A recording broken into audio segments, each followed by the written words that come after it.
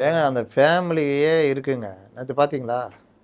Martin வந்து உட்காந்தார். ஆமாம், பதவி விழாவுக்கு மார்ட்டினு, ஆதவ் தங்கச்சி எல்லாருமே இருந்தாங்க. அதனால் லீமா ரோஸுன்றது அவங்க அதிமுகவில் ஒரு எம்எல்ஏ வேலைக்கு வாங்கிக்கிறாங்க. அவ்வளோதான். அவங்க வந்து இந்த இணைப்பு பாலமாக தான் செயல்பட்டாங்க. ஜானு லீமா ரோஸ்லாம் வந்து பேசுனாங்க தாவேக்கா இதுன்னு. அதில் ஒரு இணைப்பு பாலமாக செயல்பட்டாங்க. அதில் ஒரு டீமே 35 பேர்கிட்ட தாவேக்கா ஆதரிக்க முடிவெடுத்தோன்னா லீமா ரோஸ் முந்திக்கிட்டு சொன்னாங்க. அப்படி சொல்லக்கூடாது. நான் கூட போட்டிருந்தேன், இவங்க என்ன ஸ்போக்ஸ் பர்சன் நான் சொல்கிறாங்க. அப்போது இந்த ஒரு விஷயம் இல்லை, ஒரு வேளை கோச்சிங்னு எடப்பாடி நீக்கியிருந்தால் இன்னும் ஜாலி அவங்களுக்கு. ஜாலி அப்படின்னு போயிடுவாங்க. ஏன்னா கட்சி தாழ் தடை சட்டம் வராது நீக்கப்பட்ட எம்எல்ஏக்கு. அப்படி ஒரு இதுன்னு ஆனால் எடப்பாடி நீக்கலை.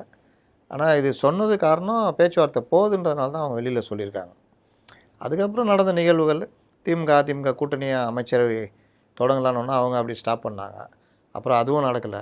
அப்புறம் மறுபடியும் இவங்க இதை ஸ்டாப் பண்ணதை மறுபடியும் ஸ்டார்ட் பண்ணியிருக்காங்க. இது ஃப்ளோர் டெஸ்ட்லேயே எதிரொலிக்கிறதுக்கான வாய்ப்புகள் இருக்கா சார்? ஒன்றும் எதிரொலிக்காது.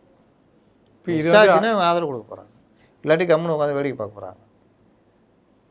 அதனால் அதெல்லாம் பிரச்சனை வராது. இப்போ எடப்பாடி பழனிசாமியுடைய அரசியல் எதிர்காலம் சாப்டர் மெல்ல மெல்ல முடிவுக்கு வருகிறது.